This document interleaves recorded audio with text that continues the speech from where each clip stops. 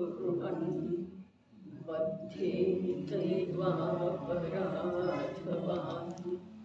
बद्धेतानपराधो न स्वद्रव्यैः संवृतो निः। अपराधवान् बद्धेत एव।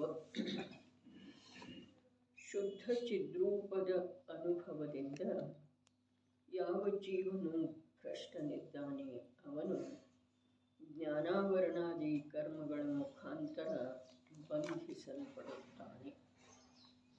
ಹೇಗಿದೆ?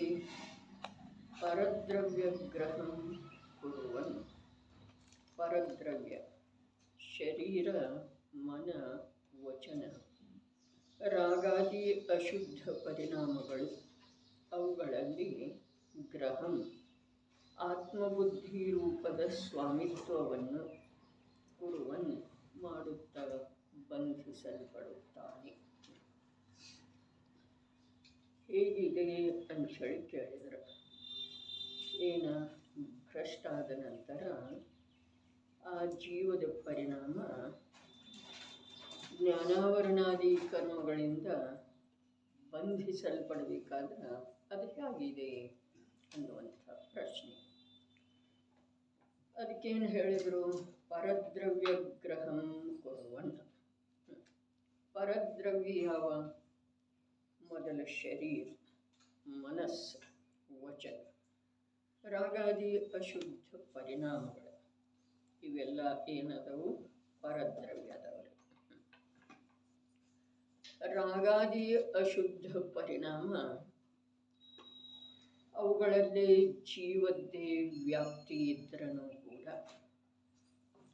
ರಾಗಾದಿ ಅಶುದ್ಧ ಪರಿಣಾಮಗಳಲ್ಲಿ ಅನ್ಯ ಯಾವುವು ದ್ರವ್ಯ ವ್ಯಾಪ್ತ ಆಗಿಲ್ಲ. ಈ ಮಾತು 100% ಸತ್ಯ ಇದ್ದರೂ ಕೂಡ ಅದಕ್ಕೆ ಪರದ್ರವ್ಯ ಯಾಕಂದ್ರು?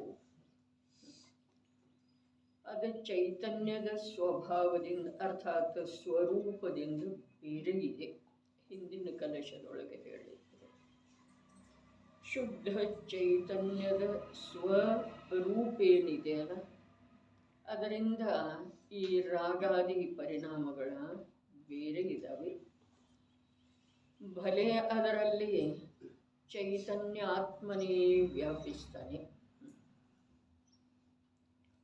ಆದರೂ ಕೂಡ ಅವನ ಸ್ವರೂಪ ಯಾವ ಪ್ರಕಾರ ಚೈತನ್ಯ ಆತ್ಮನೇ ಎಂಥೆಂಥದೋ ದೇಹವನ್ನು ಧಾರಣ ಮಾಡಿ ಲೋಕದ ಯಾವ್ಯಾವುದೋ ಮೂಲೆಯಲ್ಲಿ ಯಾವುದೋ ಕ್ಷೇತ್ರದಲ್ಲಿ ಅವನೇ ಇರ್ತಾ ಇದ್ರೂ ಕೂಡ ಅದು ಅವನ ಸ್ಥಾನ ಅಲ್ಲ. ಅದೇ ಪ್ರಕಾರ ಈ ರಾಗಾದಿ ಅಶುದ್ಧ ಭಾವಗಳಲ್ಲಿ ಆತ್ಮನೇ ಚೈತನ್ಯ ಸ್ವರೂಪದ ಆತ್ಮನೇ ವ್ಯಾಪ್ತ ಇದ್ರೂ ಕೂಡ ಅದು ಅವನದಲ್ಲ. ರಾಗ ಏನಿದೆ, ಆ ರಾಗ ಪರದ್ರವ್ಯದ ಕಡೆಗೆ ಲಕ್ಷ್ಯ ಹಾಕುವುದರಿಂದ ಅನ್ನೋದಕ್ಕಿಂತ ನಮ್ಮ ಅಪೇಕ್ಷಾದಿಂದ ವಿಚಾರ ಮಾಡಿದ ಸ್ವದ್ರವ್ಯದ ನಿಜ ವಸ್ತುವಿನಿಂದ ಪರಿಚಯ ಇಲ್ಲದೆ ಯಾವ ನಿರಂತರ ಜ್ಞಾನದ ವಿಷಯ ಅನ್ಯ ದ್ರವ್ಯಗಳ ಆಗ್ತಾ ಇದ್ದಾವೆಯೋ ಅಲ್ಲೇ ಆ ರಾಗಾದಿ ವಿಕಾರಗಳ ಉತ್ಪನ್ನ ಆಗುವುದರಿಂದ ಆ ರಾಗಾದಿ ವಿಕಾರಗಳ ಅನ್ಯ ದ್ರವ್ಯ ರೂಪ ಅರ್ಥಾತ್ ಪರದ್ರವ್ಯ ರೂಪ ಅದಾವೆ. ಶರೀರ, ಮನಸ್ಸ, ವಚನಂತೂ ಇವು ಪುದ್ಗಲದ ವರ್ಗನಗಳಿಂದ ರಚಿಸಲ್ಪಟ್ಟದ್ದು ಇದ್ದಾವೆ. ಶರೀರ ಆಹಾರ ವರ್ಗನಗಳಿಂದ ರಚಿಸಿದ್ದಿದೆ, ಮನಸ್ಸು ಮನೋವರ್ಗನಗಳಿಂದ ರಚಿಸಿದ್ದ ಇದೆ, ವಚನ ಭಾಷಾವರ್ಗನಗಳ ರಚನೆ ಮಾತ್ರ ಇದೆ. ಅವಂತೂ ಸ್ಪಷ್ಟ ಪುದ್ಗಲ ಇದ್ದಾವೆ. ಆದರೆ ರಾಗಾದಿ ವಿಕಾರಿ ಭಾವದವಲ, ಆ ವಿಕಾರಿ ಭಾವಗಳ ಜೀವದಲ್ಲೇ ಆಗ್ತಾ ಇದ್ರೂ ಅಥವಾ ಆ ವಿಕಾರಿ ಭಾವದಲ್ಲಿ ಸ್ವಯಂ ಚೈತನ್ಯ ಸ್ವರೂಪದ ಜೀವನೇ ವ್ಯಾಪ್ತ ಇದ್ರೂ ಕೂಡ ಅದ್ಭುತ ಮಾತು ಇದೆ. ಆ ರಾಗಾದಿ ವಿಕಾರದೊಳಗ ಚೈತನ್ಯ ಸ್ವರೂಪದ ಆತ್ಮನೇ ವ್ಯಾಪ್ತ ಇದ್ದಾನೆ. ಆದ್ರೂ ಕೂಡ ಆ ಚೈತನ್ಯ ಸ್ವರೂಪದ ಆತ್ಮನ ತ್ರೈಕಾಲಿಕ ಸ್ವರೂಪ ಅದಲ್ಲ. ಹೀಗಿದ್ದ ಕಾರಣ ಇನ್ನೊಂದು ಮಾತು ಸಿದ್ಧಾಂತದೊಳಗೆ ಬರುವಂಥದ್ದು ಅಥವಾ ನಾವು ತಿಳಿಲೇಬೇಕಾದದ್ದು, ಜೀವದ್ರವ್ಯ ನಿತ್ಯ ಅನಿತ್ಯ ಸ್ವರೂಪ ಇದೆಯಲ್ಲ, ನಿತ್ಯ ಅನಿತ್ಯ ಸ್ವರೂಪ. ಹಾಗಾದ್ರೆ ಅನಿತ್ಯ ಯಾವುದಿದೆ? ನಿತ್ಯ ಅಂತೂ ತ್ರಿಕಾಲಿ ಧ್ರುವ ಚೈತನ್ಯ ಚೈತನ್ಯ ಚೈತನ್ಯ ಇದೆ. ಅನಿತ್ಯ ಯಾವುದಿದೆ? ಜೀವದ್ರವ್ಯದ ಸ್ವರೂಪವೇ ನಿತ್ಯಾನಿತ್ಯ ಇದೆ. ಅನಿತ್ಯ ಇರುವೆಳೆದೊಳಗ ನಿತ್ಯ ಸ್ಥಿರ ಇದೆ. ನಿತ್ಯ ಸ್ಥಿರ ಇರುವೆಳೆದೊಳಗ ನಿರಂತರ ಪರಿಣಮನಶೀಲ ಇದೆ. ಹಾಗಾದ್ರೆ ಅನಿತ್ಯ ಸ್ವರೂಪ ಯಾವುದ? ವಿಕಾರಿ ಭಾವ ಸಂಸಾರ, ಬೇಕಾದ್ರೆ ನಿರ್ವಿಕಾರಿ ಭಾವ ಮುಕ್ತ ದಶೆ. ಇದು ಅನಿತ್ಯ ಸ್ವರೂಪಿನ. ವಿಕಾರಿ ಭಾವ ಅನಿತ್ಯದವೇನಿಲ್ರವ. ಮೋಕ್ಷ ಅನಿತ್ಯ ಇದೆ, ನಿತ್ಯ ಇದೆ ರೀ? ಅನಿತ್ಯನ ಇದೆ. ಆದ್ರ ಅನ್ನೋದು ಬಂತು. ವಿಕಾರಿ ಭಾವ ಅಥವಾ ಸಂಸಾರ, ನಿರ್ವಿಕಾರಿ ಭಾವ ಅಥವಾ ಮೋಕ್ಷ, ಇದು ಆತ್ಮನ ಅನಿತ್ಯ ಸ್ವಭಾವ ಅಲ್ಲ. ಹಾಗಾದ್ರೆ ಏನಿದೆ? ಅದೇನಿದೆ ಅದನ್ನು ಆಮೇಲೆ ನೋಡೋಣ. ಹಾಗಾದ್ರೆ ಆತ್ಮನ ಅನಿತ್ಯ ಸ್ವಭಾವ ಯಾವುದು? ಆತ್ಮನ ಅನಿತ್ಯ ಸ್ವಭಾವ ಜ್ಞಾನ. ಜ್ಞಾನ ಜ್ಞಾನ ಜ್ಞಾನ ರೂಪದ ಪರಿಣಮನ ಏನಿದೆಯಲ್ಲ, ಅದು ಆತ್ಮನ ಅನಿತ್ಯ ಸ್ವಭಾವ ಇದೆ. ಚೈತನ್ಯ ಚೈತನ್ಯ ಚೈತನ್ಯ ರೂಪದ ಯಾವ ಜೀವದ ಪರಿಣಮನ ಇದೆಯಲ್ಲ, ಸ್ಥಿರ ಇಲ್ಲ, ಹರಿಯುವಿಕೆ ಇದೆಯಲ್ಲ, ಪ್ರವಹಿಸುವಿಕೆ ಇದೆಯಲ್ಲ, ಅದು ಅನಿತ್ಯ ಸ್ವಭಾವ ಇದೆ. ಹಾಗಾದ್ರೆ ವಿಕಾರ ನಿರ್ವಿಕಾರ ಏನದವು? ಸಂಸಾರ ಮೋಕ್ಷ ಏನದವು? ಪರ್ಯಾಯ ಇದಾವೆ.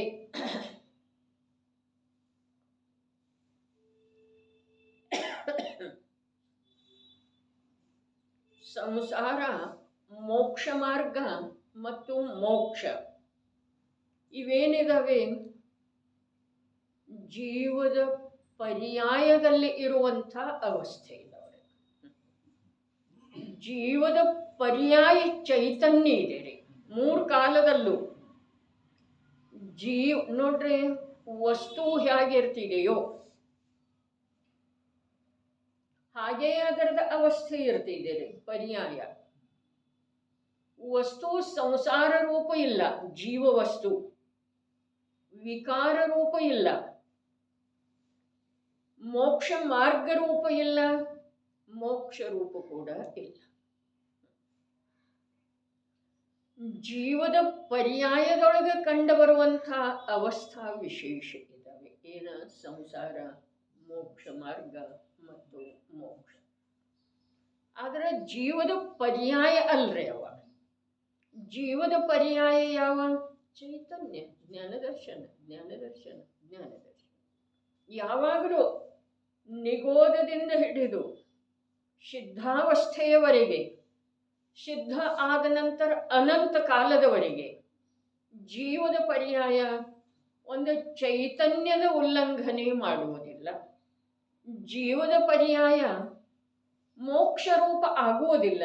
ಯಾಕೆ ಅಂತಂದ್ರೆ ಜೀವದ ಪರ್ಯಾಯ ಸಂಸಾರ ರೂಪ ಆಗಿಲ್ಲ ಅನ್ನೋದ್ರದ ಸಿದ್ಧಿ ಆಗಬೇಕಾದ್ರೆ ಜೀವದ ಪರ್ಯಾಯ ಮೋಕ್ಷ ರೂಪ ಆಗುವುದನ್ನೇ ಇಲ್ಲ. ಹಾಗಾದ್ರೆ ಅಲ್ಲಿ ಏನಾದರೂ ವ್ಯತ್ಯಾಸ ಆಗಿದೆಯೇನಿಲ್ಲ? ಆಗಿದೆ. ಪರ್ಯಾಯಕ್ಕೆ ಪರದ ಅವಲಂಬನೆ ಇತ್ತು, ಈಗ ಪರ್ಯಾಯಕ್ಕೆ ಸ್ವದ ಅವಲಂಬನೆ ಆಗಿದೆ. ಪರ್ಯಾಯದ ಅವಲಂಬನೆಯ ಪದಾರ್ಥಗಳು ಅಥವಾ ಸ್ಥಾನಗಳು ಬದಲಾಗುತ್ತಿದ್ದು, ಈಗ ಸ್ಥಾನದ ಬದಲಾವಣೆ ಇಲ್ಲ. ಪರ್ಯಾಯದ ಅವಲಂಬನೆ ಏಕ ಪ್ರಕಾರವಾಗಿ ಸ್ವವಸ್ತುವನ್ನೇ ಅವಲಂಬಿಸಿದ್ದಿದೆ. ಪರ್ಯಾಯ ಅದು ಮುಕ್ತಾವಸ್ಥೆ ಇದೆ. ಸಂಸಾರ ಅವಸ್ಥೆಯೊಳಗ ನಾನು ಮನುಷ್ಯ ಇದ್ದೇನೆ ಅಂಥೇಳಿ ಕೆಲವೊಮ್ಮೆ ಅಂತ ಇತ್ತು, ನಾನು ದೇವಿದ್ದೇನೆ ಅಂಥೇಳಿ ಕೆಲವೊಮ್ಮೆ ಅಂತ ಇತ್ತು. ಅಪೂರ್ಣ ದಶೆಯೊಳಗೆ, ವಿಪರೀತ ದಶೆಯೊಳಗೆ ದೇವ ಮನುಷ್ಯ ಅಂತಿತ್ತು. ಆದ್ರೆ ಅಪೂರ್ಣ ದಶೆಯೊಳಗ ನಾನು ಶ್ರಾವಕ, ನಾನು ಮುನಿ ಅಂಥೇಳಿ ಕೂಡ ಅಂತ ಇತ್ತು. ವಿಪರೀತತೆ ಹೊರಟೋದ ನಂತರ ಕೂಡ ಅಪೂರ್ಣ ದಶೆಯೊಳಗ ಜೀವನಿಗೆ ಯಾವ ಪರ್ಯಾಯದೊಳಗೆ ಕಂಡು ಬಂದು ಹೊರಟು ಹೋಗುವಂಥದ್ದು ಇದೆಯಲ್ಲ, ಅದು ತನ್ನ ಅವಸ್ಥೆಯ ರೂಪದಿಂದ ದುರ್ಬಲತೆಯ ಕಾರಣ ಅವನಿಗೆ ಅನುಭವ ಆಗುತ್ತಿದೆ ಅಂಥೇಳಿ ಇಲ್ಲಿ ಮುನಿ ಶಬ್ದದ ಪ್ರಯೋಗ ಮಾಡಿ ಅಮೃತಚಂದ್ರ ಆಚಾರ್ಯ ದೇವ ಪರಮ ವೀತರಾಗ ಮಾರ್ಗದ ಸಿದ್ಧಿ ಮಾಡಿದ್ದಾರೆ. ಸಾಧಕ ದಶೆಯ ಸಿದ್ಧಿ ಮಾಡಿದ್ದಾರೆ. ತಮಗೆ ತಾವು ಹೇಳ್ಕೊಂಡಿದ್ದಾರೆ, ಅರೆ ಹೇಳುವಿಕೆಯೊಳಗ ಅವಸ್ಥಾ ಮುಖ್ಯ ಆದರನೂ ಕೂಡ ಕಾರ್ಯದೊಳಗ ಅವಸ್ಥಾವಂತ ಏನದನೋ ಅವನ ಮುಖ್ಯತೆ ಸಾಧಕ ಜೀವನಿಗೆ ಇರ್ತಿದೆ. ವಚನದೊಳಗ ಅವಸ್ಥೆಯ ಮುಖ್ಯತೆಯಿಂದ ಕಥನ ಮಾಡಲಾಗುತ್ತದೆ. ಆದ್ರೆ ಗ್ರಹಣ ಯಾರು ಮಾಡ್ತಾರೆ? ಅವಸ್ಥಾವಂತನ ಗ್ರಹಣ ಆ ಸಾಧಕ ಜೀವ ಮಾಡ್ತಾನೆ. ನಡೆರೆ ಏನು ಹೇಳಿದ್ರು? ಹೇಗಿದೆ, ಏನು ಹೇಗಿದೆ, ಅಪರಾಧ ಹೇಗಿದೆ ತಿಳಿತೇನ್ರಿ? ಹೇಗಿದೆ ಅನ್ನುವಂಥ ಪ್ರಶ್ನೆ ಅಲ್ಲಿ ಕರ್ತೃ ಕರ್ಮ ಕ್ರಿಯಾಪದ ಇಲ್ಲ, ಬರೇ ಹೇಗಿದೆ. ಏನು ಹೇಗಿದೆ? ಅಪರಾಧ ಹೇಗಿದೆ. ಯಾವ ಅಪರಾಧದಿಂದ ಜೀವ ಜ್ಞಾನಾವರಣಾದಿ ಕರ್ಮಗಳ ಮೂಲಕ ಬಂಧಿಸಲ್ಪಡ್ತಾನೋ ಆ ಅಪರಾಧ ಹೇಗಿದೆ? ಆ ಅಪರಾಧ ಯಾವುದಿದೆ? ಶುದ್ಧ ಸ್ವರೂಪದ ಅನುಭವದಿಂದ ಭ್ರಷ್ಟನಾದ ಮಾತ್ರಕ್ಕ ಅವ ಅಪರಾಧಿ ಹೇಗಾದ? ಬಂಧನಕ್ಕೆ ಕಾರಣ ಬೇಕಲ್ಲ. ಜ್ಞಾನಾವರಣಾದಿಗಳ ಬಂಧನಕ್ಕೆ ಕಾರಣ ಬೇಕಲ್ಲ. ಸ್ವರೂಪದಿಂದ ಭ್ರಷ್ಟ ಆದ, ಶುದ್ಧ ಸ್ವರೂಪದ ಅನುಭವದಿಂದ, ಶುದ್ಧ ಚಿದ್ರೂಪದ ಅನುಭವದಿಂದ ಭ್ರಷ್ಟ ಆದ ಅಂದ್ರೆ ಬಂಧ ಆಗಲಿಕ್ಕೆ ಕಾರಣ ಏನ? ಭ್ರಷ್ಟ ಆಗುವಿಕೆನ ಕಾರಣ ಇದೆಯನ? ಭ್ರಷ್ಟ ಆಗುವಿಕೆನ ಕಾರಣ ಇದೆಯನ? ಇಲ್ಲ. ಭ್ರಷ್ಟ ಆಗ್ತಾ ಇದ್ದ ಹಾಗೆ ಶರೀರ, ಮನಸ್ಸ, ವಚನ, ರಾಗಾದಿ ಅಶುದ್ಧ ಪರಿಣಾಮ ಅವುಗಳಲ್ಲಿ ಆತ್ಮಬುದ್ಧಿ ರೂಪದ ಸ್ವಾಮಿತ್ವ ಮಾಡಿದ ಅಂತಂದ್ರೆ ಬಂಧಕ್ಕೆ ಕಾರಣ, ಬಂಧಿಸಲ್ಪಡ್ತಾನ. ಮಾಡಬೇಕು, ಹೀಗೆ ನಿಯಮ ಇದೆ ಅಂದ್ರೆ ಶುದ್ಧ ಚಿದ್ರೂಪದ ಅನುಭವದಿಂದ ಭ್ರಷ್ಟ ಆದ ನಂತರ ಮನವಚನ ಕಾಯದ್ದಾಗಲಿ ಅಥವಾ ರಾಗಾದಿ ಅಶುದ್ಧ ಪರಿಣಾಮಗಳದ್ದಾಗಲಿ ಅನುಭವ ಮಾಡಬೇಕು, ಹೀಗೆ ನಿಯಮ ಇದೆಯನ? ಆಗೋದೇನರ್ಲಿ ಅನುಭವ ಮಾಡಬೇಕು, ಇದು ನಿಯಮ ಇಲ್ಲ ಅಂಥೇಳಿ ಉತ್ತರ ತಾವು ಹೇಳಿದ್ರೆ, ಆದ್ರೆ ಅನುಭವ ಆಗೋದನ್ನಲ್ಲ. ಯಾಕೆ ಅಂತಂದ್ರೆ ಅನುಭವ ಇದು ಪ್ರತಿಯೊಂದು ಸಮಯದ ಪರ್ಯಾಯ ಸಾಮರ್ಥ್ಯದ ವಿಶೇಷತೆ ಇದೆ. ಹಾಗಾದ್ರೆ ಅನುಭವ ಆಗೋದನ್ನಲ್ಲ, ಯಾವುದರದ್ದಾಗೋದು? ಮುನಿದಶ ಬಹಳ ಉಚ್ಚ ಕೊಟ್ಟಿದ್ದಿದೆ ರೀ. ಸುಮ್ಮನ ಪಂಚ ಪರಮೇಷ್ಠಿಗಳನ್ನ ಅರ್ಹಂತ ಸಿದ್ಧರ ಜೊತೆಗೆ ಇರಿಸಲಾಗಿಲ್ಲ. ಆಚಾರ್ಯ ಉಪಾಧ್ಯಾಯ ಸಾಧು ಆಚಾರ್ಯತ್ವ ಮಾಡ್ತಾ ಇರುವಳೆದೊಳಗ ಯಾವುದೋ ಪ್ರಕಾರದ ಪಠನ ಪಾಠನದ ಕ್ರಿಯೆ ಮಾಡ್ತಾ ಇರುವಳೆದೊಳಗ ಅಥವಾ 28 ಮೂಲ ಗುಣಗಳ ಪರಿಪಾಲನೆ ಮಾಡ್ತಾ ಇರೋ ವೇಳೆದೊಳಗ ಅವರ ಆ ಚಿದ್ರೂಪದ ಅನುಭವದಿಂದ ಭ್ರಷ್ಟ ಇದ್ದಾರೋ ಅಥವಾ ಇಲ್ಲ? ಭ್ರಷ್ಟ ಇದ್ದಾರೆ. ಆದ್ರೆ ಮನ ವಚನ ಕಾಯ, ಶರೀರ ಮನಸ್ಸು ವಚನ ಮತ್ತು ರಾಗಾದಿ ಭಾವಗಳದ್ದ ಅನುಭವ ಮಾಡ್ತಾ ಇದ್ದಾರೇನ ಆಚಾರ್ಯತ್ವ ಮಾಡುವಳ್ಳೆದೊಳಗಂತ ಹೇಳಿತು. ಪಠನ ಪಾಠನ ಮಾಡ್ತಾ ಇರುವಳ್ಳೆದೊಳಗಂತ ಹೇಳಿ ಹೇಳಿತು.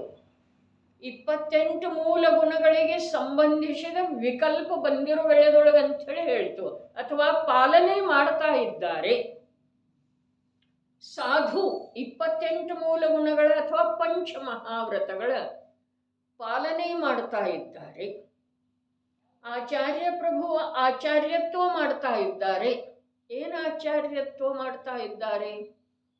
ಸಂಘದೊಳಗ ಯಾರಾದರೂ ಯಾವುದಾದರೂ ಅಸಾವಧಾನತೆ ಪೂರ್ವಕ ಅಪರಾಧ ಸಂಭವಿಸಿತ್ತು, ದೋಷ ಸಂಭವಿಸಿತ್ತು ಅಂತಂದ್ರ ಅವರಿಗೆ ಪ್ರಾಯಶ್ಚಿತ್ತ ವಿಧಿಯನ್ನು ತಿಳಿಸಿಕೊಡ್ತಾ ಇದ್ದಾರೆ. ಯಾವನೋ ಜೀವ ದೀಕ್ಷಾರ್ಥಿಯಾಗಿ ಬಂದಿದ್ದ ಅಂತಂದ್ರ ಅವನಿಗೆ ದೀಕ್ಷೆ ಕೊಡ್ತಾ ಇದ್ದಾರೆ. ಆವಾಗ ಅವರು ಚಿದ್ರೂಪದ ಅನುಭವದಿಂದ ಭ್ರಷ್ಟ ಇದ್ದಾರೋ ಅಥವಾ ಇಲ್ಲ?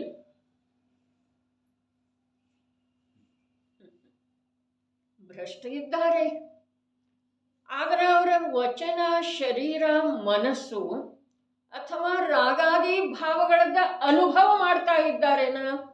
ಅನುಭವ ಮಾಡಿದರ ಅವರ ಆಚಾರ್ಯ ಅಲ್ಲ, ಅವರ ಉಪಾಧ್ಯಾಯ ಅಲ್ಲ, ಅವರ ಸಾಧು ಅಲ್ಲ. ಅವರ ಸಮಾವೇಶ ಪರಮಾತ್ಮರ ಜೊತೆಗೆ ಆಗೋ ಸಾಧ್ಯವಿಲ್ಲ. ಅರಹಂತ ಮತ್ತು ಸಿದ್ಧ ಇವರೀರ್ವರು ಪರಮಾತ್ಮ ಇದ್ದಾರಲ್ಲ. ಒಬ್ಬರ ಸಕಲ ಪರಮಾತ್ಮ ಇದ್ರೂ ಅನಂತ ಚತುಷ್ಟಯದೊಳಗೆ ಅಂತರ್ನಿಮಗ್ನ ಇದ್ದಾರೆ. ಒಬ್ಬರ ನಿಖಲ ಪರಮಾತ್ಮ ಇದ್ರೂ ಅವ್ಯಾಬಾಧ ಸುಖದೊಳಗೆ ಮುಳುಗಿ ಹೋಗಿದ್ದಾರೆ. ಆತ್ಮನಿಂದ ಹೊರಗಿಲ್ಲವೇ ಇಲ್ಲ. ಹಾಗಾದ್ರೆ ಅವರಿರುವರು ಹಾಗಿರುವಳ್ಳದೊಳಗ ಅವರಿಬ್ಬರ ಶ್ರೇಣಿಯಲ್ಲಿ ಬರುವಂಥ ಇವರು ಮೂವರು ಹೇಗಿರಬೇಕು? ರಾಗಾಗಿ ಅಶುದ್ಧ ಭಾವದ ಅನುಭವ ಮಾಡ್ತಾ ಇರ್ಬೇಕೆನ್ನವ್ರ. ಮನ ವಚನ ಕಾಯದ ಅನುಭವ ಮಾಡ್ತಾ ಇರ್ಬೇಕೇನ? ಕಲ್ಪನಾ ಮಾಡೋದಿಲ್ಲ, ನೋಡೋದ್ರಿ. ಆಗಮದ ಪ್ರಕಾಶದೊಳಗೆ ತನ್ನದೇ ಆದಂಥ ನಿರಾಲಂಬಿ ಜ್ಞಾನದ ಮೂಲಕ ನೋಡೋದು. ರಾಗಾದಿ ಅಶುದ್ಧ ಭಾವದ ಅನುಭವ ಮಾಡ್ತಾ ಇರಬಹುದೇನ ಆಚಾರ್ಯರ? ಯಾವನೋ ಓರ್ವ ಸಾಧು ಸಂಘಸ್ಥ ಮುನಿ ಯಾವುದೋ ಒಂದು ತನ್ನಿಂದ ಆಗಿರುವಂಥ ಅಪಚಾರದ ಮಾತನ್ನ, ದೋಷದ ಮಾತನ್ನ ಹೇಳ್ತಾ ಇರುವ ವೇಳೆದೊಳಗ ರಾಗಭಾವದಿಂದ ಅವನನ್ನ ಆ ದೋಷದಿಂದ ಮುಕ್ತಾಗುವಂಥ ಯಾವ ಪ್ರಾಯಶ್ಚಿತ್ತ ವಿಧಿ ತಿಳಿಸಿಕೊಡ್ತಾರೋ ಆ ವೇಳೆದೊಳಗೆ ಆ ಸಂಘಸ್ಥ ಮುನಿ ಶಿಷ್ಯ ಅಂಥೇಳಿ ನಾವು ತಿಳ್ಕೊಳ್ಳೋಣ. ಅವನ ಕುರಿತಾಗಿ ರಾಗ ಇದೆಯೋ ಅಥವಾ ಇಲ್ಲ? ಇದೆ, ನಿಶ್ಚಿತವಾಗಿರಿ ಇದೆ. ಆ ಉಪಾಧ್ಯಾಯ ಪರಮೇಷ್ಠಿ ಯಾರಿಗೋ ಯಾವುದೋ ಪ್ರಕಾರದ ಸಂಘಸ್ಥ ಮುನಿಗೆ ಅಥವಾ ಶ್ರಾವಕನಿಗೆ ಯಾವುದಾದರೂ ಆಗಮಕ್ಕೆ ಸಂಬಂಧಿಸಿದ ಸೂಕ್ಷ್ಮ ವಿಷಯದ ಕುರಿತಾಗಿ ಪ್ರಶ್ನೆ ಕೇಳ್ತಾ ಇರುವ ವೇಳೆದೊಳಗ ತಿಳಿಸಿಕೊಡ್ತಾ ಇದ್ದಾರೆ. ಆಗ ವಾತ್ಸಲ್ಯದ ಭಾವ ಇದೆಯೋ ಅಥವಾ ಇಲ್ಲ? ಇದೆ. 28 ಮೂಲ ಗುಣದ ಪರಿಪಾಲನೆ ಮಾಡ್ತಾ ಇದ್ದಾನೆ ಏಕಾಂತದೊಳಗ. ಮುನಿ ಸಾಧು ಏಕಾಂತದೊಳಗಂದ್ರೆ ಸಂಘ ಬಿಟ್ಟು ಬೇರೆ ಇರಬೇಕು ಹೀಗೆ ನಿಯಮಿಲ್ಲ. ಸಂಘದೊಳಗೆ ಇರುವಳೆದೊಳಗೆ ಕೂಡ ಏಕಾಂತದೊಳಗ 28 ಮೂಲ ಗುಣಗಳ ಪರಿಪಾಲನೆ ಮಾಡ್ತಾ ಇದ್ದಾನೆ. ಅದರ ಕಡೆಗೆ ಸಾವಧಾನತೆ ಇದೆ. ಹಾಗಾದ್ರೆ ಅದಕ್ಕೆ ಸಂಬಂಧಿಸಿದ ಯಾವ ರಾಗ ಇದೆ? ಮುನಿವ್ರತಕ್ಕೆ ಸಂಬಂಧಿಸಿದ, ಮುನಿ ಧರ್ಮಕ್ಕೆ ಸಂಬಂಧಿಸಿದ, ಮುನಿ ಆಚರಣೆಗೆ ಸಂಬಂಧಿಸಿದ, ಸಕಲ ಚಾರಿತ್ರಕ್ಕೆ ಸಂಬಂಧಿಸಿದ ರಾಗ ಇದೆಯೋ ಅಥವಾ ಇಲ್ಲ? ಇದೆ. ಇವರು ಮೂವರಿಗೂ ಒಂದೊಂದು ಪ್ರಕಾರದ ರಾಗ ಇದೆ. ಆದ್ರೆ ಆ ರಾಗವನ್ನ ನಾನು ಅಂಥೇಳಿ ಅವ್ರ ಅನುಭವ ಮಾಡೋದಿಲ್ರಿ.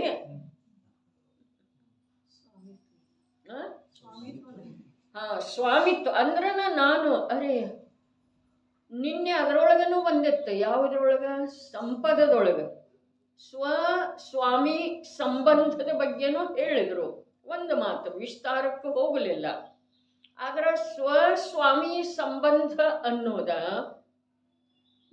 ಆ 47 ಶಕ್ತಿ ಅದಾವಲ್ಲ, ಆತ್ಮ ಪ್ರಸಿದ್ಧಿ ಅಂಥೇಳಿ ಗ್ರಂಥ ಇದೆಯಲ್ಲ, ಅದರೊಳಗೆ ಕೊನೆಯ ಶಕ್ತಿ ಇದೆ ರೀ, ಸ್ವಾಮಿ ಸಂಬಂಧ ಶಕ್ತಿ. ಯಾವುದ? ಜ್ಞಾನ, ದರ್ಶನ, ನಿರಾಕುಲ ಸುಖ, ಇವೆಲ್ಲ ನನ್ನೂ ಅದಾವ. ನನ್ನವದವು ಅರ್ಥ ಆತ. ನಾನು ಅದರ ಸ್ವಾಮಿ ಇದ್ದೇನೆ, ನಾನು ಅದರ ಅಧಿಪತಿ ಇದ್ದೇನೆ. ನಾನು ರಾಗದ ಸ್ವಾಮಿ ಅಲ್ಲ, ರಾಗದ ಮಾಲೀಕ ಅಲ್ಲ. ರಾಗ ನನ್ನ ಆಸ್ತಿ ಅಲ್ಲ. ನನ್ನ ಆಸ್ತಿ ಏನ? ಜ್ಞಾನ, ದರ್ಶನ, ನಿರಾಕುಲ ಶಾಂತಿ, ಸುಖ, ಅತೀಂದ್ರಿಯ ಸುಖ. ಇದು ನನ್ನ ಐಶ್ವರ್ಯ ಇದೆ, ನನ್ನ ಆಸ್ತಿ ಇದೆ. ನನ್ನದು ಅನ್ಬೇಕಾದ್ರೆ ಸ್ವಾಮಿತ್ವ ರೀ.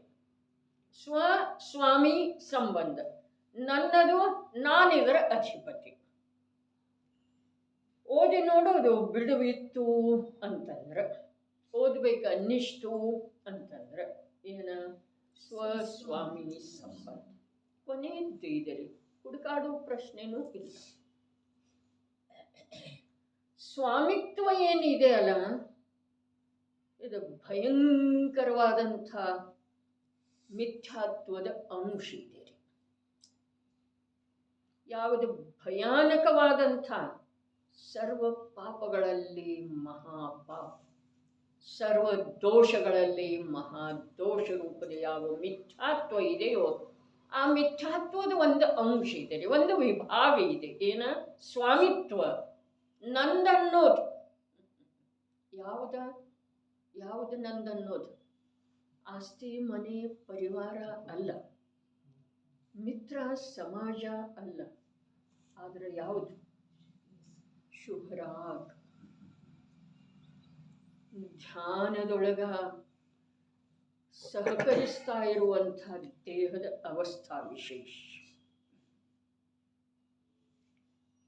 ಅದನ್ನು ನಾನು ಅಂಥೇಳಿ ಅನುಭವ ಮಾಡೋದ ಮಿಥ್ಯಾತ್ವದ ಒಂದು ವಿಭಾಗ ಇದೆ.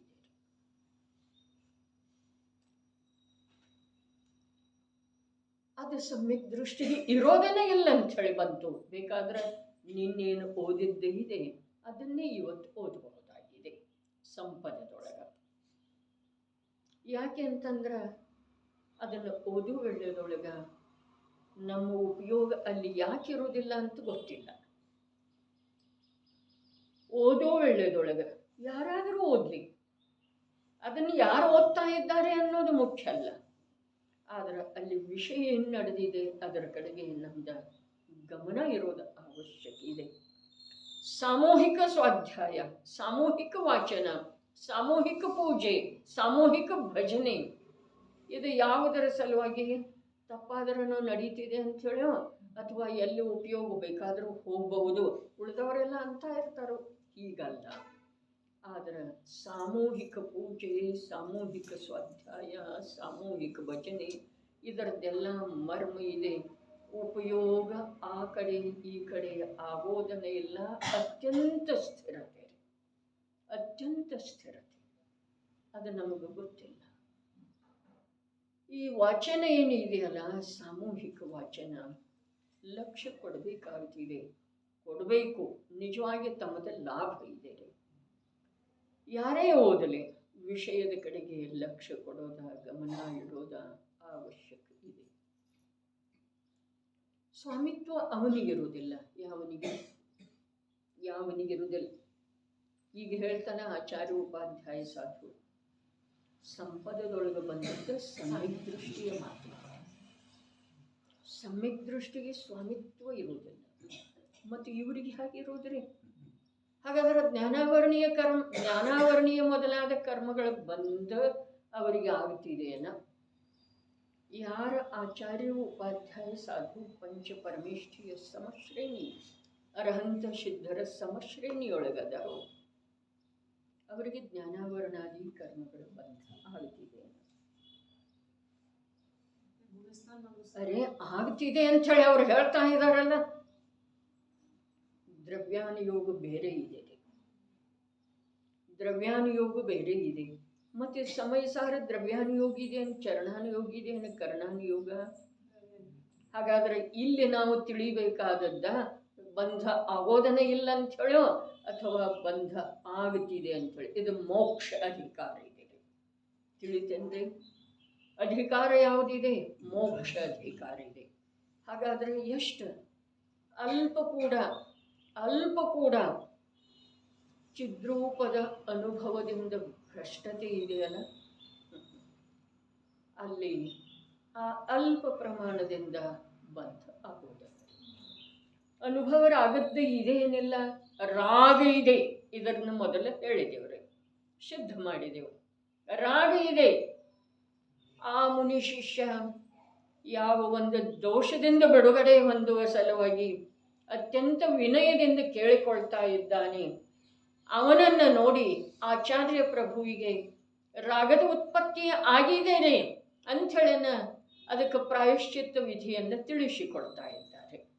ರಾಗದ ಉತ್ಪತ್ತಿ ಆಗಿದೆ, ಹಾಗಾದರೆ ರಾಗದ ಅನುಭವ ಇದೇನಿಲ್ಲ ಅಂಥೇಳಿ ಕೇಳಿದ್ರೆ ಇಲ್ಲ ಅಂಥೇಳಿ ಹೇಳೋದ ನಿಜವಾದ ಉತ್ತರ ಇದೆ. ಆದರೆ ಇದೆ ಅಂಥೇಳಿ ಹೇಳೋದ ಸ್ವಯಂ ಅವರಿಗೆ ಗೋಚರ ಇದೆ. ರಾಗ ಇರುವ ವೇಳೆದೊಳಗೆ ರಾಗದ ಅನುಭವ ಇರ್ತಿದೆಯೋ ಅಥವಾ ಇಲ್ಲ, ರಾಗದ ಸದ್ಭಾವದೊಳಗೂ ಕೂಡ ರಾಗದ ಅನುಭವ ಆಗದೇ ಇರುವಂಥ ಪುರುಷಾರ್ಥ ಇರ್ತಿದೆಯೋ ಅಥವಾ ಇಲ್ಲ, ಇದರದ್ದು ನಿಚ್ಚಳವಾದಂಥ ನಿರ್ಣಯಾತ್ಮಕ ವಚನ ಸಾಧ್ಯ ಇಲ್ರಿ. ಅವರವರ ಭೂಮಿಕೆಗೆ ಅನುಸಾರವಾಗಿ, ಅವರವರ ಅಂತರ್ ಪುರುಷಾರ್ಥದ ಅನುಸಾರವಾಗಿ, ಅರೆ ಇನ್ನೊಂದು ಜೀವದ ಮೇಲೆ ದಯೆ ಮಾಡ್ತಾ ಇರು ವೇಳೆದೊಳಗೆ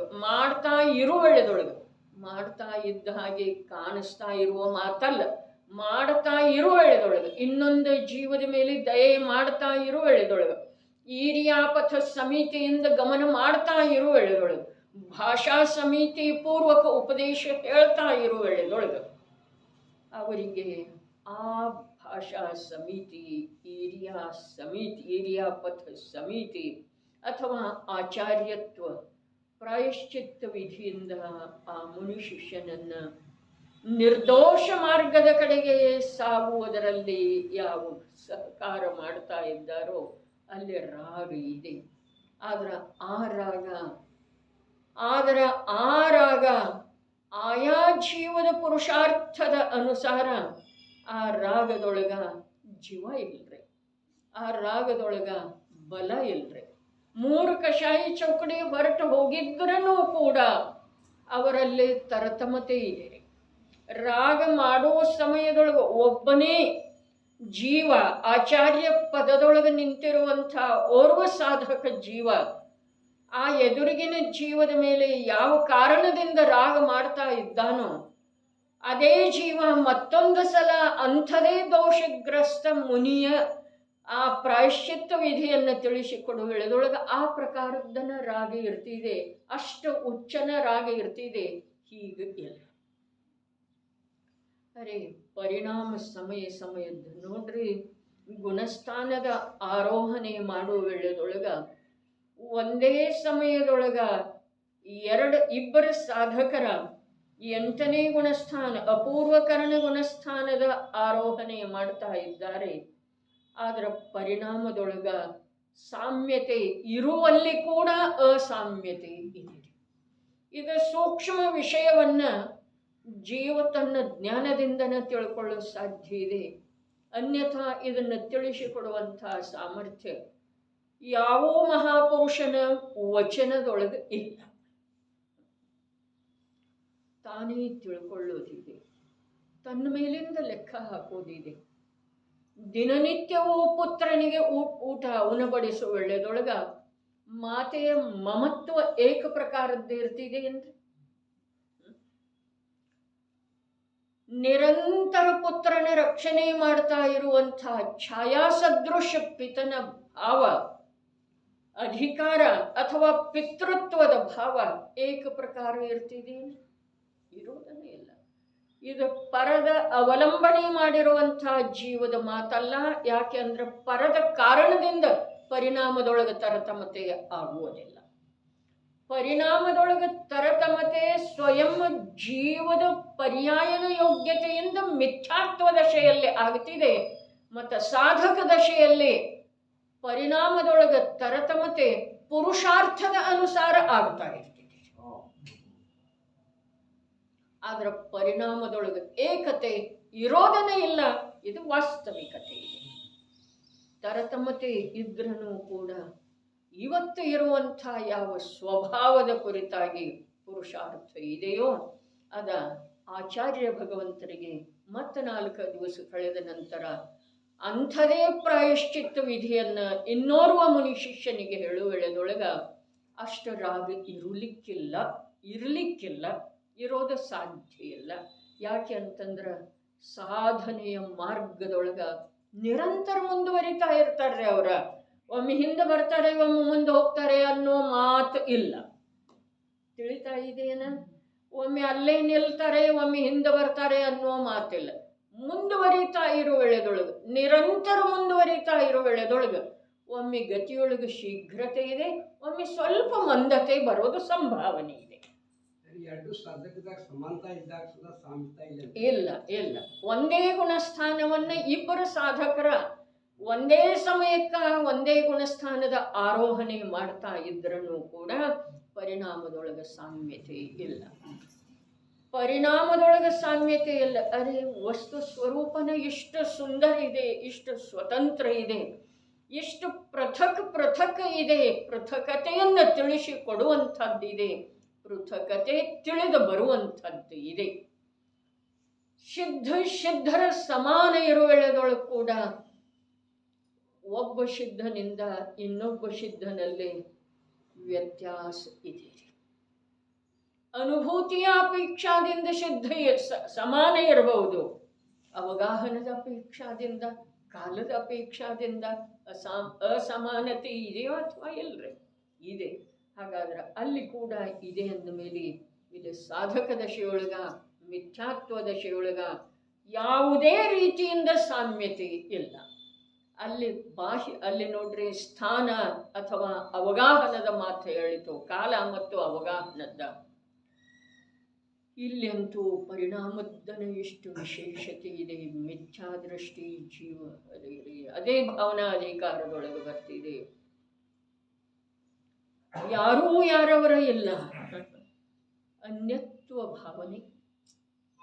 ಯಾರೂ ಯಾರವರ ಇಲ್ಲ, ಒಂದು ಜೀವದ ಹಾಗೆ ಒಂದು ಸಮಯದೊಳಗ ಇನ್ನೊಂದು ಜೀವದ ಪರಿಣಾಮ ಇರುವುದು ಸಾಧ್ಯ ಇಲ್ಲ.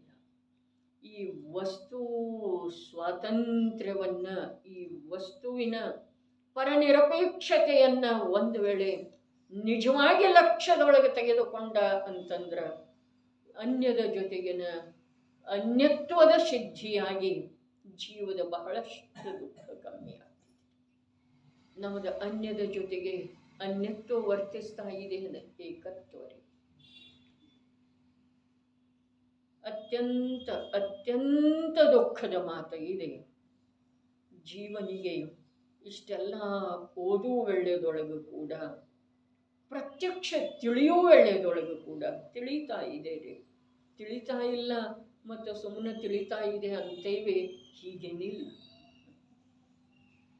ತಿಳಿತಾ ಇರೋ ವೇಳೆದೊಳಗೂ ಕೂಡ ಈ ಜೀವದ ಜ್ಞಾನದೊಳಗ ಇದುವೇ ಸತ್ಯ ಇದೆ ಅನ್ನುವಂಥದ್ದು ಒಂದು ನಿರ್ಣಯ, ಯಾವ ಅಪೂರ್ವ ನಿರ್ಣಯ ಆಗಬೇಕಾಗಿದೆಯೋ ಅದು ಆಗ್ತಾ ಇದೆ. ತಿಳಿತಾ ಇದೆ, ಯಾರಿಗೂ ತಿಳಿಯುವುದಿಲ್ಲ ಅನ್ನೋ ಮಾತಿಲ್ಲ. ಅಷ್ಟ ಅಜ್ಞಾನಂತೂ ಯಾರೂ ಇಲ್ಲ. ಆದ್ರೂ ಕೂಡ ಆ ತಿಳಿಯುವಿಕೆ ಇದುವೇ ಸತ್ಯ ಅಂಥೇಳಿ, ಅರೆ ವ್ಯವಹಾರದ ಮಾತು ಹೇಳಿದಾರಲ್ಲ, ಏನು ಹೇಳಿದ್ರ, ಬಹಳ ಬಾರಿ ಬರ್ತಿದೆ. ತಿಳಿಯುವುದರ ಪ್ರಯೋಜನ, ವ್ಯವಹಾರ ಏನಿದೆ, ತಿಳಿಯುವುದರ ಪ್ರಯೋಜನ ಇದೆ. ಭೇದದಿಂದ ಕಥನೆ ಏನಾಯ್ತಲ್ಲ, ಅದು ಭೇದ ಇರುವೆಳೆದೊಳಗೂ ಕೂಡ ಅಭೇದ ಇದೆ ಅಂಥೇಳಿ ತಿಳಿಯುವಿಕೆಯ ಪ್ರಯೋಜನ ವ್ಯವಹಾರ. ಭೇದದ ಕಥನ ಇರುವೆಳೆದೊಳಗೂ ಕೂಡ ಅಭೇದತೆಯನ್ನು ತಿಳಿಸಿಕೊಡ್ತಿದೆ. ಅದನ್ನು ಯಾವ ತಿಳಿತಾನೋ ಅವನಿಗೆ ಆ ತಿಳಿಯುವಿಕೆಯಲ್ಲಿ ವ್ಯವಹಾರ ಪ್ರಯೋಜನ. ಹಾಗಾದ್ರೆ ಭೇದದೊಳಗೆ, ಭಿನ್ನತೆಯೊಳಗೆ, ಅನ್ಯತೆಯೊಳಗೆ, ಸ್ವಪರಗಳ ಮಧ್ಯದೊಳಗೆ,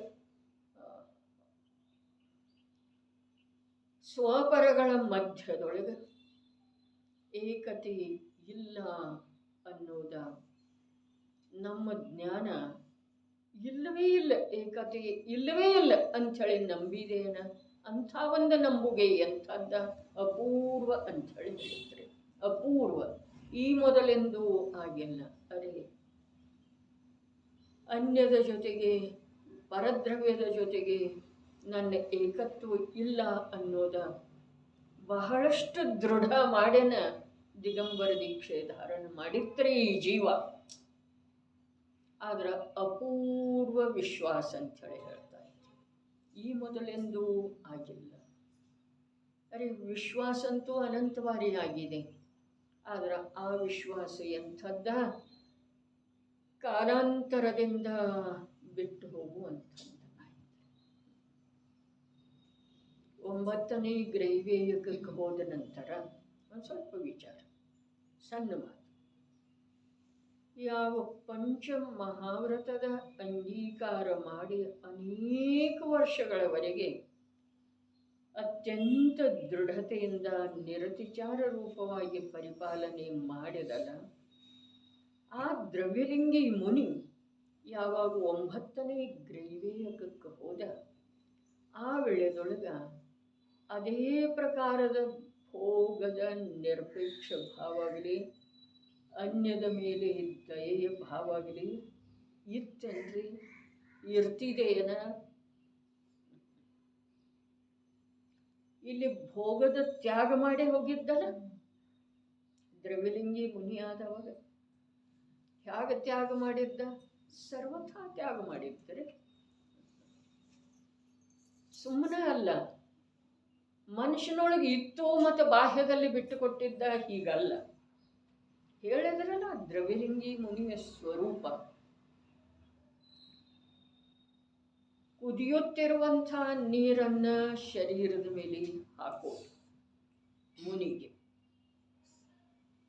ಆಮೇಲೆ ಸ್ವಲ್ಪ ಸಮಯದೊಳಗ ಎಲ್ಲ ಏನಾಗ್ತಾವೆ, ಗುಳ್ಳಿ ಬರ್ತಾವೆ. ಆವಾಗ ಚರ್ಮ ಸುಲಿಯೋದು ಮತ್ತು ಅದರ ಮೇಲೆ ಕ್ಷಾರಯುಕ್ತ ನೀರನ್ನು ಅಥವಾ ಉಪ್ಪನ್ನು ಎರಚೋದರೆ. ಆದರನೂ ಮುನಿ ದಶೆಯಲ್ಲಿರುವಂಥ ಆ ಜೀವನಿಗೆ ಆ ಶರೀರದ ಕುರಿತಾಗಲಿ ಅಥವಾ ಅದನ್ನೆಲ್ಲ ಮಾಡ್ತಾ ಇದ್ದಾನಲ್ಲ ಅವನ ಕುರಿತಾಗಲಿ ಇಲ್ಲಿ ರಾಗ, ಅಲ್ಲಿ ದ್ವೇಷ ಇಲ್ಲ.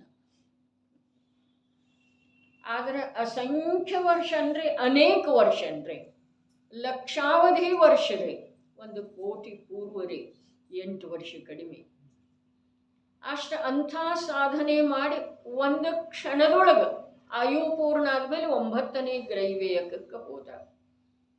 ಅಲ್ಲಿ ಅದೇ ಪ್ರಕಾರ ಇದ್ದೇನ್ರಿ, ಇಲ್ಲಿ ಯಾವ ಪ್ರಕಾರ ಇದ್ದ ಆ ಪ್ರಕಾರ. ಹಾಗಾದ್ರೆ ನಾನು ಚೈತನ್ಯ ಸ್ವರೂಪದ ಆತ್ಮ ಇದ್ದೇನೆ, ದೇಹದಿಂದ ಭಿನ್ನ ಇದ್ದೇನೆ, ಸಂಯೋಗದಿಂದ ಭಿನ್ನ ಇದ್ದೇನೆ ಅನ್ನುವ ಯಾವ ಪ್ರತೀತಿ, ವಿಶ್ವಾಸ ಅವನಿಗೆ ಈ ಪರ್ಯಾಯದಲ್ಲಿ ಇತ್ತು, ಆ ಪರ್ಯಾಯದಲ್ಲಿ ಬಿಟ್ಟು ಹೋಯಿತು. ಅಂಥದ್ದು ಬೇಕಿಲ್ಲ. ಇಲ್ಲಿ ನಾವು ಈಗ ಚರ್ಚೆಯಲ್ಲಿ ಬಂದಿರೋದೇನ ಅಪೂರ್ವ ವಿಶ್ವಾಸ. ನಾನು ಹೀಗೆ ಇದ್ದೇನೆ. ಯಾಗ ಪರವಸ್ತುವಿನಿಂದ ಅನ್ಯ, ಪರವಸ್ತು ನನ್ನಿಂದ ಅನ್ಯ ಇದ್ದಾವೆ, ಬೇರೆ ಇದ್ದಾವೆ, ಪರ ಇದ್ದಾವೆ. ಇಲ್ಲಿ ಪರದ್ರವ್ಯ ಅಂದ್ರಲ್ಲ, ಯಾವುದಕ್ಕ ಪರದ್ರವ್ಯ ಗ್ರಹಂ ಕುರ್ವನ್ ಏನ ಶರೀರ, ಮನ, ವಚನ, ರಾಗಾದಿ ಅಶುದ್ಧ ಪರಿಣಾಮಗಳು ಇವೆಲ್ಲ ಏನದವೋ ಪರದ್ರವ್ಯದವ್ರಿ. ಗ್ರಹಂ ಅಂತಂದ್ರೆ ಏನ? ಅವುಗಳಲ್ಲಿ ಆತ್ಮಬುದ್ಧಿ ರೂಪದ ಸ್ವಾಮಿತ್ವ, ಆತ್ಮಬುದ್ಧಿ ರೂಪದ ಸ್ವಾಮಿತ್ವ, ತಾನೆನ್ನುವ ರೂಪದ ಸ್ವಾಮಿತ್ವ. ನಿಜವಾಗಿ ಇದರ ಅರ್ಥ ಬಹಳ ಅಗಾಧ ಇದೆ. ಏನ ಅವುಗಳಲ್ಲಿ ಆತ್ಮಬುದ್ಧಿ ರೂಪದ ಸ್ವಾಮಿತ್ವ. ಆತ್ಮಬುದ್ಧಿ ರೂಪದ ಸ್ವಾಮಿತ್ವ ಅಂದ್ರೆ ಏನ? ತಾನೆನ್ನುವ ಬುದ್ಧಿ ಇರುವುದೇ ಸ್ವಾಮಿತ್ವ ಇದೆ. ಅವುಗಳಲ್ಲಿ ತಾನೆನ್ನುವ ಬುದ್ಧಿ, ಬುದ್ಧಿ ಆ ಬುದ್ಧಿಯೊಳಗೆ ಏನಿದೆ? ಶ್ರದ್ಧೆನೂ ಇದೆ, ಜ್ಞಾನನೂ ಇದೆ. ತಾನೆನ್ನುವ ಬುದ್ಧಿ ರೂಪದ ಸ್ವಾಮಿತ್ವ, ಬರೇ ಬುದ್ಧಿ, ನಾನೆನ್ನೋದು, ಆ ವ್ರತರೂಪದ ಪರಿಣಾಮ ನಾನೆನ್ನೋದು, ಈ ಧ್ಯಾನ ಮುದ್ರೆ ನಾನೆನ್ನೋದು, ಆ ಸ್ತುತಿ ರೂಪದ ಪರಿಣಾಮ ನಾನೆನ್ನೋದು, ಇದೇನಿದೆ ರೀ? ಏನಿದೆ? ಇದೆ ಪರದ್ರವ್ಯದೊಳಗ ಆತ್ಮಬುದ್ಧಿ ರೂಪದ ಸ್ವಾಮಿತ್ವ ಇದೆ. ಸ್ತುತಿ ಯಾವುದರಿಂದ ಆಗ್ತಾ ಇದೆ? ವಚನದಿಂದ ಆಗ್ತಾ ಇದೆ. ನಷ್ಟಾಷ್ಟ ಕರ್ಮರಹಿತ ಅಂತ ಹೇಳಿದೇವಲ್ಲ, ಆ ಸ್ತುತಿ ಯಾವುದರಿಂದ ಆಗ್ತಾ ಇದೆ? ವಚನದಿಂದ ಆಗ್ತಾ ಇದೆ. ಮನಸ್ಸು ಅತ್ಯಂತ ಮುದದಿಂದ, ಪ್ರಮೋದದಿಂದ, ಪ್ರಸನ್ನತೆಯಿಂದ ಅದರಲ್ಲೇ ಒಂದಾಗಿದೆ ರೀ. ಅದೇನಾಯ್ತು? ಮನಸ್ಸಿನ ಕಾರ್ಯ ಆಯಿತು, ಅದು ವಚನದ ಕಾರ್ಯ ಆಯಿತು. ಶರೀರ ಹೀಗೆ ಕೈ ಜೋಡಿಸಿ ಮಸ್ತಕ ಮನಿಷಿ ವಿನಯ ಪ್ರದರ್ಶನ ಮಾಡ್ತಾ ಇದೆ. ಅದು ಎಲ್ಲದರೊಳಗ ನಾನೆನ್ನುವ ಅನುಭವ ಇದೆ ನೋಡ್ರಿ. ಅದೇನಿದೆ? ಸ್ವಾಮಿತ್ವ. ಪರದ್ರವ್ಯ ಇದಾವೆ ಅವು. ರಾಗದ ಭಾವ. ಅರೆ ಆಚಾರ್ಯ ಭಗವಂತರ ಈಗ ಹೇಳಿದ ದೃಷ್ಟಾಂತಗಳ ಅನುಸಾರ ಆಚಾರ್ಯ, ಸಂಘದ ನಾಯಕ ಆದಂಥ ಆಚಾರ್ಯ ಮುನಿ ಶಿಷ್ಯನಿಗೆ ಯಾವುದೋ ಅಚಾತುರ್ಯದಿಂದ ಸಂಭವಿಸಿದ ದೋಷದ ಶುದ್ಧೀಕರಣದ ಸಲುವಾಗಿ ಪ್ರಾಯಶ್ಚಿತ್ತ ವಿಧಿಯನ್ನು ತಿಳಿಸಿಕೊಡ್ತಾ ಇದ್ದಾರೆ. ರಾಗ ಭಾವಿದೆ, ಕರುಣೆಯ ಭಾವಿದೆ ಆ ಜೀವದ ಮೇಲೆ. ಓಹೋ, ನಿರ್ದೋಷ ಮಾರ್ಗದೊಳಗೆ ಹೋಗುವಳ್ಳೆದೊಳಗ ನಿರ್ದೋಷ ಮಾರ್ಗವನ್ನ ಸದೋಷಗೊಳಿಸಬಾರದು ಅನ್ನುವಂಥ ದೃಢ ವಿಶ್ವಾಸಪೂರ್ವಕ, ಶ್ರದ್ಧಾಪೂರ್ವಕ ಸಾಗುತ್ತಾ ಇರುವಳ್ಳೆದೊಳಗ ಈ ಜೀವನಿಗೆ ಪೂರ್ವಕರ್ಮದ ಉದಯದ ಪ್ರಬಲತೆಯಿಂದ ದೋಷ ಸಂಭವಿಸಿದೆ. ಈ ದೋಷದಿಂದ ಈ ಜೀವ ಮುಕ್ತ ಆಗಬೇಕು ಮತ್ತು ಆ ಯಾವ ಉದ್ದೇಶ ಇದೆಯಲ್ಲ ಆ ಉದ್ದೇಶದ ಅನುಸಾರ ನಿರ್ದೋಷ ಮಾರ್ಗದಲ್ಲಿ ಸಾಗಬೇಕು ಅನ್ನುವಂಥ ಕರುಣೆಯ ರಸ ತುಂಬಿದೆ ಅವರಲ್ಲಿ. ನಮ್ಮ ಹಾಗೆ ಇಷ್ಟಿಷ್ಟ ದಯ ಅಯ್ಯೋ ಅನ್ನೋದ ಇಷ್ಟಲ್ಲ. ಯಾವುದೋ ಒಂದು ಜೀವ, ಯಾವುದೋ ಒಂದು ಸ್ಥೂಲಕಾಯದ ಜೀವಕ್ಕ ವಾಹನ ಡಿಕ್ಕಿ ಹೊಡಿ ಅಯ್ಯೋ ಪಾಪ, ಇಂಥ ಕರುಣೆಯ ಮಾತಿಲ್ಲ. ಅಲ್ಲಿ ಕರುಣೆಯ ರಸ ತುಂಬಿದೆ.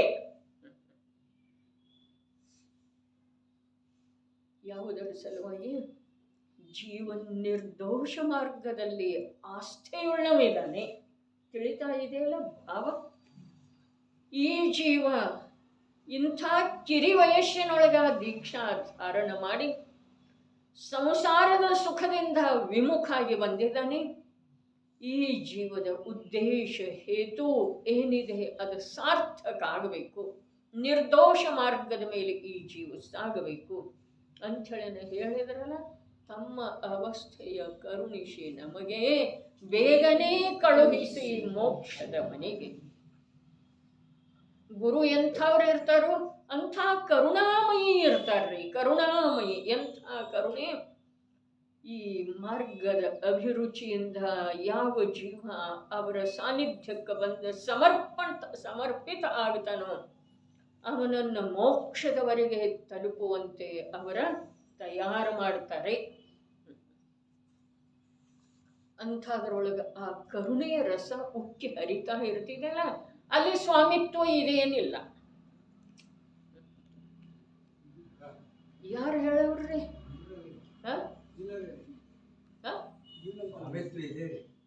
ಇದೆ. ಇಲ್ಲದೆ ಇದ್ರ ಬೋಧ ಯಾವುದರ ಸಲುವಾಗಿ? ಅರೆ ಸಾವಧಾನ ಇದ್ದಾರೆ, ತಾವು ಜಾಗೃತ ನಿರ್ಗ್ರಂಥರಿರುವಿರಿ. ಜಾಗೃತ ಅದಾರ್ರಿ ಅವರ ಅಂಥೇಳಿನ ಅವ್ರ ಮುಂದೆ ಹೋಗೋ ಸಾಧ್ಯ ಇದೆ. ಇಲ್ಲ ಅಂಥೇಳಿ ಹೇಳೋದ ಶ್ರದ್ಧಾಜ್ಞಾನದ ಅಪೇಕ್ಷಾದಿಂದ, ಆ ಭೂಮಿಕೆಯ ಅಪೇಕ್ಷಾದಿಂದ, ಮೂರ್ಖಶಾಹಿ ಚೌಕಡಿಯ ಅಭಾವದ ಅಪೇಕ್ಷಾದಿಂದ ಇಲ್ಲ ಅಂತ ಹೇಳು ಉತ್ತರ ಸರಿ ಇದೆ. ಆದರೆ ಆ ಸಂಜೋಲನ ಇದೆಯಲ್ಲ, ಆ ಸಂಜೋಲನ ಜಲದ ಮೇಲಿನ ರೇಖೆ ಅಂತ ಹೇಳಿ ಹೇಳಿದ್ರೂ ಕೂಡ ಅದರ ಸಲುವಾಗಿ 4 ಭವ ಆಗ್ತಾವ್ರಿ, 10 ಭವ ಆಗ್ತಾವ್ರಿ. 5 ಬಾರಿ ಪಾರ್ಶ್ವಪ್ರಭು ಏನು ಮಾಡಿದ್ರು? ಮುನಿ ದೀಕ್ಷೆ ಅಂಗೀಕಾರ ಮಾಡಿದ್ರಿ ಹಿಂದಿನ ಭವಾಂತರಗಳಲ್ಲಿ. 10 ಭವ ಕಳೆದುರ್ಲೆ, 4 ಭವ ಅಲ್ಲಿ ಹೋದ್ರು, 6 ಭವ ಇಲ್ಲೇ ಆದವ್ರಿ. ಇಲ್ಲೆಲ್ಲ ಏನಿದ್ರು? ಮುನಿನ ಇದ್ದರ್ರಿ. ಒಮ್ಮೆ ಅಜಗರಾಗಿ ನುಂಗಿತು, ಒಮ್ಮೆ ಭಿಲ್ಲಾಗಿ ಬಾಣಗಳನ್ನು ಬಿಟ್ಟ ಮೈಯನ್ನೆಲ್ಲ, ಆ ಮುನಿಯ ಮೈಯನ್ನೆಲ್ಲ ಪಾರ್ಶ್ವ ಪ್ರಭುವಿನ ಹಿಂದಿನ ಭವದ ಮುನಿ, ಆ ಮುನಿಯ ಮೈಯನ್ನೆಲ್ಲ ಕಮಠನ ಜೀವ ಹಿಂದಿನ ಭವದೊಳಗೆ ಏನ್ ಮಾಡಿತು? ಬಾಣ ಬಿಟ್ಟ ಚನ್ನಿ ಚಾಳಿಗೆ ಹಾಗೆ ಮಾಡಿತಾರೆ. ಅಷ್ಟು ದ್ವೇಷ. ಒಮ್ಮೆ ಅಜಗರಾಗಿ ನುಂಗಿ ಬಿಟ್ಟಿತ್ರಿ ಮುನಿಯನ್ನೇ.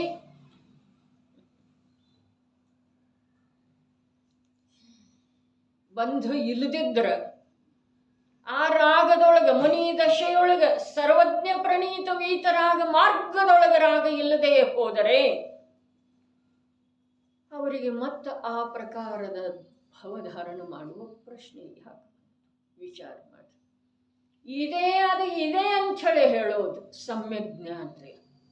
ಇದೇ ಅದನ್ನು ಇಲ್ಲ ಅಂಥೇಳಿ ಹೇಳೋದು ಇದು ಸಮ್ಯಕ್ ದರ್ಶನದ ಮಹಿಮೆಯನ್ನು ತಿಳಿಸಿಕೊಡುವಂಥ ಜೈನಾಗಮದ ಕಥನ್ ರೀ. ಇದೇ ಅದನ್ನು ಇಲ್ಲ ಅಂಥೇಳಿ ಹೇಳೋದು ಇದು ಸಮ್ಯಕ್ ದರ್ಶನದ ಮಹಿಮೆಯನ್ನು ತಿಳಿಸಿಕೊಡುವಂಥ ಜೈನಾಗಮದ ಕಥನ. ಇದೇ ಅದನ್ನು ಇದೆ ಅಂಥೇಳಿ ತಿಳಿಯುವುದಾದ ಸಮ್ಯಕ್ ಜ್ಞಾನ. ಕಥನದೊಳಗೆ ಸರಿ ತಪ್ಪ ಉತ್ತರ ಕೊಡುವುದರಿಂದ ಸಮ್ಯಕ್ ಜ್ಞಾನ, ಮಿಥ್ಯಾಜ್ಞಾನ, ಆಗಮದ ಸತ್ಯತೆ ಇದಾವುದು ಸಿದ್ಧ ಆಗುವುದಿಲ್ಲ. ಏನಿದೆ ರೀ ಉತ್ತರದೊಳಗೆ ಏನಿಲ್ಲ, ಆದ್ರ ವಿಷಯ ತಿಳ್ಕೊಳ್ಳೋದಿದೆ ರೀ. ಇದೇ ಅಂಥೇಳಿನ ತಾವು ನಿರ್ಗ್ರಂಥ ಜಾಗೃತರಿರುವಿರಿ. ಜಾಗೃತ ಎಲ್ಲಿರೋದ ಸ್ವಭಾವದೊಳಗೆ ಜಾಗೃತ.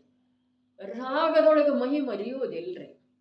ರಾಗದ ಅನುಭವದೊಳಗೆ ಬಂದು ಬಿಟ್ರು ಅಂತಂದ್ರೆ ಏನಾಯ್ತು? ಜ್ಞಾನಾವರಣಾದಿ ಕರ್ಮದ ಬಂಧ ಆಯ್ತು.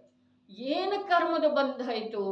ಇಲ್ಲಿ ತಿಳ್ಕೊಳ್ಳೋದು ಇಷ್ಟ ಇದೆ ವಿಜಯ್ ಭಾಯಿ. ಏನ 3 ಕಷಾಯ ಚೌಕಡಿಯ ಅಭಾವ ಆಗಿದೆಯಲ್ಲ, ಈಗ ಇಲ್ಲಿ 1 ಹೆಜ್ಜೆ ಇದೆ, 2ನೇ ಹೆಜ್ಜೆ ಮೋಕ್ಷದೊಳಗಿದೆ ರೀ ಆ ಸಾಧಕಂದ.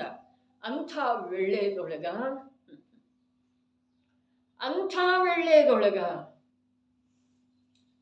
ಯಾವ ಅಸಾವಧಾನತೆ ಇದೆಯಲ್ಲ, ನಕುಲ ಸಹದೇವರ ಜ್ವಲಂತ ಉದಾಹರಣೆ ಇದೆ ರೀ ಆಗಮದೊಳಗ. ನಕುಲ ಸಹದೇವರ್ದ ಏನಾಗಿತ್ತು? ಅಸಾವಧಾನತೆ ಇತ್ತೇನ? ಇಲ್ಲ. ಎಲ್ಲಿ ಇರಲಿಲ್ಲ ಅಸಾವಧಾನತೆ? ಸ್ವರೂಪದ ಸ್ಥಿರತೆಯೊಳಗೆ ಅಸಾವಧಾನತೆ ಇರಲಿಲ್ಲ. ಆದ್ರೂ ಕೂಡ ಯಾವ ರಾಗ, ಆ ಸಂಜ್ವಲನದ ರಾಗ ಬಂತಲ್ಲ, ಆ ರಾಗಕ್ಕೆ ಸಂಬಂಧಿಸಿದ ಹಾಗೆ ಸ್ವರೂಪದಿಂದ ಭ್ರಷ್ಟ ಆದರ್ರೆ ಅವರ ಎಷ್ಟ ಸಂಜ್ವಲನಕ್ಕೆ ಸಂಬಂಧಿಸಿದಷ್ಟೇ. ಪ್ರತ್ಯಾಖ್ಯಾನ, ಅಪ್ರತ್ಯಾಖ್ಯಾನ, ಅನಂತಾನುಬಂಧಿ, ಮಿಥ್ಯಾತ್ವ ಇವುಗಳಿಗೆ ಸಂಬಂಧಿಸಿದ ಹಾಗೆ ಸ್ವರೂಪದಿಂದ ಭ್ರಷ್ಟ ಮಾತಿಲ್ಲ. ಹಿಂದೊಂದು ಸಲ ಪುರುಷಾರ್ಥ ಸಿದ್ಧಿ ಉಪಾಯದೊಳಗೆ ಹೇಳಿದ್ದ ಇತ್ತು.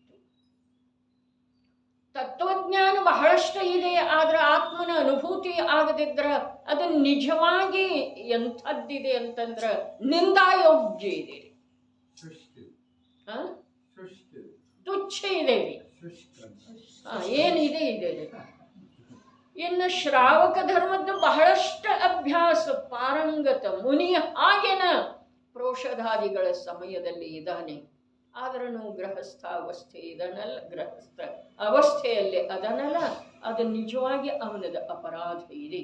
ಇಲ್ಲಿ ಅಪರಾಧ ಹೇಳ್ತಾ ಇದ್ದಾರೆ. ಮೋಕ್ಷಕ್ಕೆ ಹೋಗೋದಿದೆ, ಮೋಕ್ಷದ ಸಿದ್ಧತೆ ನಡೆದದ್ದಿದೆ, ಮೋಕ್ಷ ಕೈಗೆ ಬಂದದ್ದು ಇದೆ, ಮೋಕ್ಷ ಅತ್ಯಂತ ಸಮೀಪ ಇದೆ ದೃಷ್ಟಿಯೊಳಗ. ಆದ್ರೂ ಕೂಡ ಮಧ್ಯ ಮಧ್ಯದೊಳಗೆ ಸಂಜೋಲನದ ಉದಯದ ನಿಮಿತ್ತದಿಂದ ಯಾವ ರಾಗ ಭಾವ ತಲೆ ಎತ್ತುತ್ತಾ ಇದೆ ಅದರದ ಅನುಭವ ಅವರಿಗೆ ಆಯಿತು ಅಂತಂದ್ರೆ ಜ್ಞಾನಾವರ್ಣಿಯದು ಬಂದಾಗ್ತಿದೆ. ಈ ಮಾತಿತ್ತು, ಜ್ಞಾನಾವರ್ಣಿಯದು ಬಂದಾಗ್ತಿದೆ ಅಂತಂದ್ರೆ ಏನು? ಈ ಪ್ರಶ್ನೆಯ ಸಲುವಾಗಿ ಇದನ್ನೆಲ್ಲ ಮತ್ತೆ ಹೇಳಿದ್ರೆ, ಜ್ಞಾನಾವರ್ಣಿಯದು ಬಂಧ ಆಗ್ತಿದೆ ಅಂದ್ರೆ ಏನು? ಬಂಧ ಆಗ್ತಿದೆ ಅಂದ್ರೆ ಏನ್ರಿ? ಜ್ಞಾನಾವರ್ಣಿಯ ಜಡ ಕರ್ಮದ ಬಂಧ ಆಗ್ತಿದೆ, ಈ ಮಾತು ಇದೆಯೋ? ಅದಂತೂ ಇದೆ, ಇರಬಹುದು. ಜ್ಞಾನಾವರ್ಣಿಯದು ಬಂಧ ಆಗ್ತಿದೆ ಅರ್ಥಾತ್ ಇನ್ನೇನ 2 ನಿಮಿಷದೊಳಗೆ ಕೇವಲ ಜ್ಞಾನ ಆಗಬೇಕಾಗಿತ್ತು, ಅದು ಆಗಲಿಲ್ಲ ನೋಡಿ. ಮತ್ತೆ ಅಂತರ್ಮುಹೂರ್ತ ದೂರ ಹೋಯ್ತದೆ, ಅದು ಜ್ಞಾನಾವರ್ಣಿಯದು ಬರ್ತದೆ. ಇವರ ಸಲುವಾಗಿ, ಮುನಿಯ ಸಲುವಾಗಿ, ಸಾಧಕನ ಸಲುವಾಗಿ, ಆಚಾರ್ಯ ಅಮೃತ ಚಂದ್ರ ದೇವರ ಸಲುವಾಗಿ, ಅಮೃತ ಚಂದ್ರ ದೇವರ ಸಲುವಾಗಿ ಮಾತ್ರ ಅಲ್ಲ, ಅಮೃತ ಚಂದ್ರ ದೇವ ಸಮಯ ಸಾರದ ಮೇಲೆ ವ್ಯಾಖ್ಯಾ ಬರೆಯುವಂಥ ಸನ್ನಿವೇಶದೊಳಗೆ ಇದೇನಿದೆ ಅಪರಾಧ ಇದೆ. ಇನ್ನು 2 ನಿಮಿಷದೊಳಗೆ ಕೇವಲ ಜ್ಞಾನ ಆಗೋದಿಲ್ಲ. ಪಂಚಮ ಕಾಲದ ಮುನಿಗೆ ಕೇವಲ ಜ್ಞಾನ ಆಗ್ತಿದೆ, ಅದೇ ಮೂರ್ಖ ನೀನು ತಿಳ್ಕೊಳ್ಳಿಕ್ಕೆ ಯೋಗ್ಯಿಲ್ಲ. ಮುನಿಗೆ ಕೇವಲ ಜ್ಞಾನ ಆಗ್ತಿದೆ, ಪಂಚಮ ಕಾಲ ಚತುರ್ಥ ಕಾಲದ ಮಾತಿಲ್ಲ. ಅದನ್ನ ಎಲ್ಲಿಂದ ತಂದಿನಿ? ಕೇವಲ ಜ್ಞಾನ ಆಗ್ತಿತ್ತಿನ್ನು 2 ನಿಮಿಷದೊಳಗೆ. ಹಾಗಾದ್ರೆ ಆ ಸಂಜ್ವಲನದ ಸೂಕ್ಷ್ಮ ರಾಗ ಬಂತಲ್ಲ, ಆ ರಾಗದ ಅನುಭವ ಮಾಡಿದ್ರ ಅವರ ಸ್ವಾಮಿತ್ವ ಸಂಜ್ವಲನಕ್ಕೆ ಸಂಬಂಧಿಸಿದ ಹಾಗೇನ ರಾಗನೂ ಸಂಜ್ವಲನದನ ಮತ್ತು ಸಂಜ್ವಲನಕ್ಕೆ ಸಂಬಂಧಿಸಿದ ಹಾಗೇನ ಅನುಭವ ಮಾಡಿದರು. ಅದರಿಂದ ಏನಾಯಿತು? ಅಂತರ್ಮುಹೂರ್ತ ಕಾಲ ಮುಂದೆ ಹೋಯ್ತದೆ. ಏನ? ಕೇವಲ ಜ್ಞಾನ. ಇದು ಜ್ಞಾನಾವರ್ಣಿಯದ ಬಂಧ ಇದೆ. ಇಷ್ಟು ಸಾವಧಾನ ಅವರಿದ್ದಾರೆ.